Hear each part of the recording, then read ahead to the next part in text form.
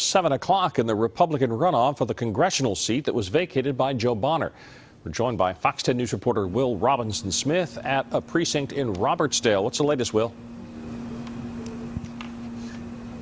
Hey, Bob. Well, it's getting dark, as you can see around me, but voters are still turning out to cast their ballot for either Byrne or Young. Both are receiving, a lot of support today from both of their people in their campaign, as well as people coming out to vote. Again, to remind you, the prediction from Mobile we got was about 7 to 10% of turnout, 25% over here in Baldwin County. And the candidates we talked to, we went down to the Orange Beach precinct earlier today and spoke to some people down there and listened to what they said about how they cast their vote. Good morning, how are you doing? Bradley Byrne supporters stood just beyond the 30-foot marker outside the Orange Beach precinct, the precinct home to Byrne's opponent, Dean Young. But even though Young cast his ballot here this morning, it wasn't his name on the minds of several voters. Bradley Byrne.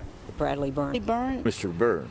However, despite the Byrne support we saw from voters here, Young remains confident that his team will bring out the necessary number of votes to win the runoff. We're feeling real good. I mean, we've got our people out. They're excited. We're texting people, emailing people, calling people.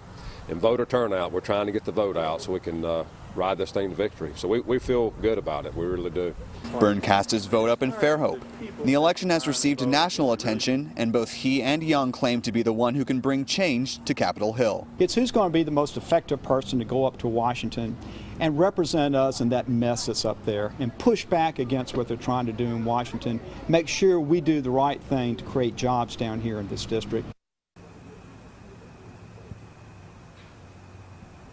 And like we said before, polls do close at 7 o'clock tonight, so you still have about an hour and a half to get down to one of your precincts if you haven't already voted yet today.